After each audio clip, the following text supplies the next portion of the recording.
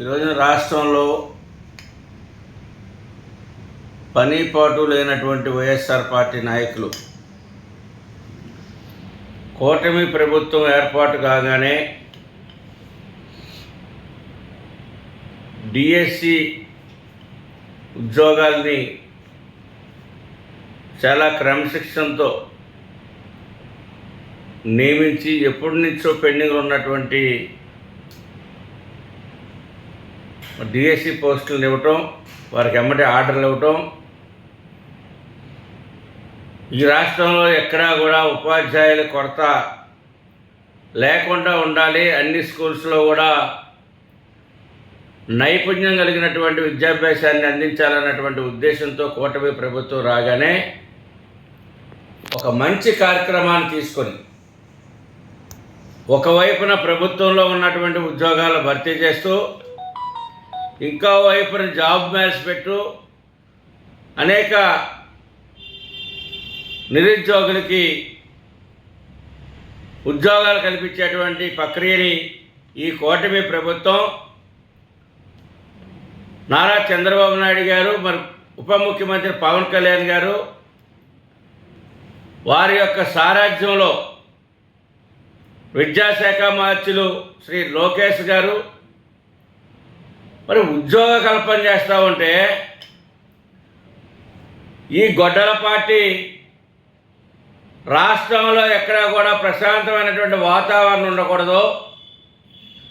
గత 5 సంవత్సరాల్లో మేము ఏదైతే అరాజకాలు సృష్టించి అభివృద్ధి లేకుండా, సంక్షేమం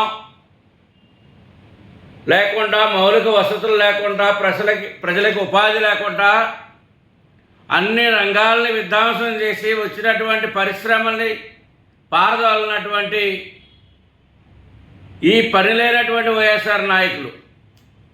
మరి నిన్నటి నుంచి గగ్గోలు పెడతా ఉన్నారు. డిఎస్సి మీద అక్రమాలు జరిగినాయని, అది సరైనటువంటి నిర్వహణ కాదని వాళ్ళు ఊస్తూ ఉన్నారు. ఈ రోజున దాదాపు 16,000 మంది ఉపాధ్యాయులు జాయిన్ అయితే వాళ్ళందరూ ఉద్యోగాలు చేస్తూ ఉంటే వాళ్ళందరూ సక్రమైనటువంటి నైపుణ్యమైనటువంటి విద్యాభ్యాసాన్ని విద్యార్థులకు పిల్లలకు అందిస్తూ ఉంటే చూసి ఓర్వలేక, ఎందుకంటే మా యొక్క ఆధ్వర్యంలో డిఎస్సి నిర్వహించలేకపోయాం, ఉద్యోగాలు ఇవ్వలేకపోయాం, వాళ్ళని వాలంటరీ తప్పించి ఎవరిని కూడా పెట్టలేకపోయాం. కనుక ఈ ప్రభుత్వం, ఈ యొక్క కూటమి నాయకత్వం ఈ రాష్ట్రం అన్ని విధాలుగా అభివృద్ధి చేస్తూ ఉంది. ప్రజలు మన వైపు చూడరేమో, ప్రజలు ఎప్పుడు కూడా మనకు ఓటేయరేమో, మొన్న 11కి దిగజార్చారు, ఈసారి ఆ 11 కూడా ఉండవేమో అన్నటువంటి ఆలోచనతో